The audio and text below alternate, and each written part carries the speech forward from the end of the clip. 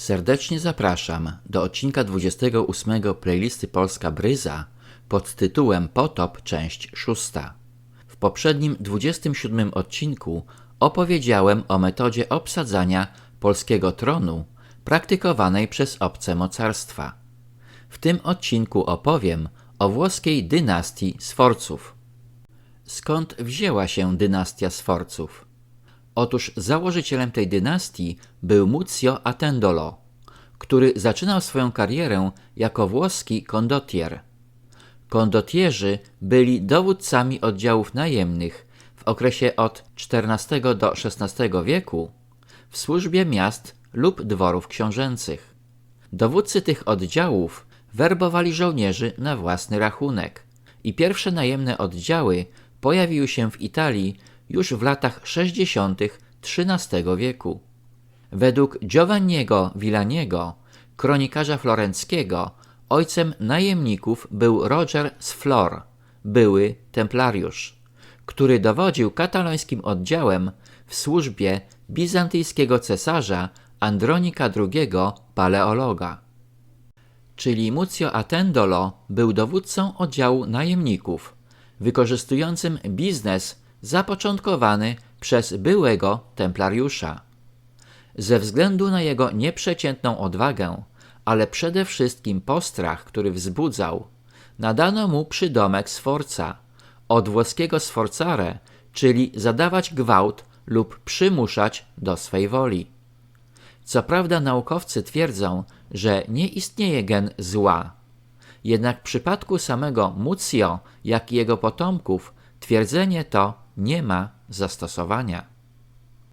W wieku 16 lat Muzio wstąpił do wojska najemnego Alberica da Barbiano, ale wkrótce założył własną drużynę i jako najemnik zaczął gromadzić przyszłą fortunę Sforców. Na początku służył u Andegawenów w Neapolu na południu Italii, gdzie poznał Lucję Terzani, z którą miał 8 dzieci, w tym synów Francesca Sforzę, późniejszego księcia Mediolanu, oraz Alessandro Sforzę. Muzio zdobywał majątek, zdradzając kolejnych panów i oddając swoje usługi temu, kto był gotowy zapłacić najwięcej. Bez wahania stawał do walki z papieżem, jak również topił zbuntowane miasta we krwi.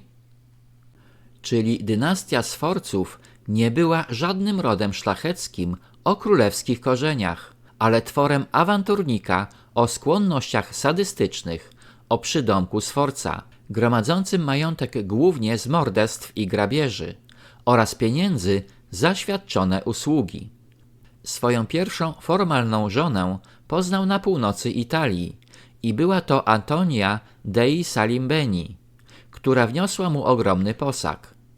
Jednakże Muziowi to nie wystarczało i jego następna żona, Catrina Alopo, z którą ożenił się w 1414 roku, dodatkowo powiększyła jego ogromny już majątek.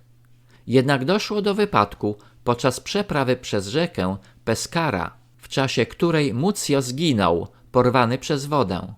Jego dzieło gromadzenia bogactwa było kontynuowane przez syna Francesca. Kim byli przodkowie Muzia? Na to pytanie trudno odpowiedzieć. Jednakże biorąc pod uwagę jego związki z potomkami templariuszy, brak skrupułów moralnych, spryt i umiejętność prowadzenia intratnych interesów, jak również miejsce i okres historyczny, można przypuszczać, że mogli to być Rzymianie aszkenazyjscy. Dowodem sprytu tego awanturnika, być może dzięki ingerencji templariuszy, było wkupienie się w łaski ówczesnego papieża Marcina V, który uhonorował go tytułem gonfalionera papieskiego. Dla wyjaśnienia, gonfalionere był urzędem politycznym i wojskowym stolicy apostolskiej, jak również najwyższym tytułem świeckim, jaki nadawali papieże.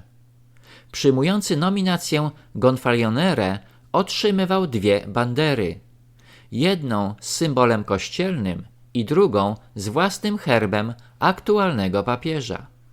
Gonfaloniere miał prawo dodać do własnego herbu szlacheckiego symbol kluczy. No cóż, Muzio nie miał żadnych korzeni szlacheckich, ale za pieniądze można wszystko kupić, jak to mawiają starsi i rzekomo mądrzejsi. Gonfalon kościoła lub sztandar świętego Piotra był symbolem władzy duchowej Kościoła katolickiego nad światem.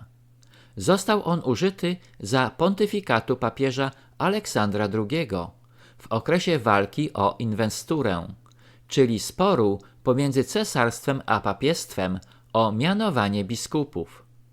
Jednak istotą sporu było przywództwo w ówczesnym świecie chrześcijańskim, podzielonym na dwa obozy – papieski i cesarski.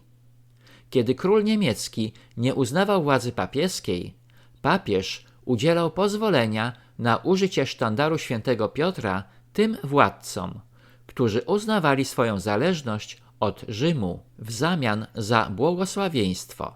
Jednym słowem, akt pozwolenia na użycie sztandaru świętego Piotra był podporządkowaniem danego władcy jurysdykcji władzy papieskiej. Gonfalon kościoła używany był zarówno podczas krucjat, jak i podczas bitwy pod Lepanto w 1571 roku.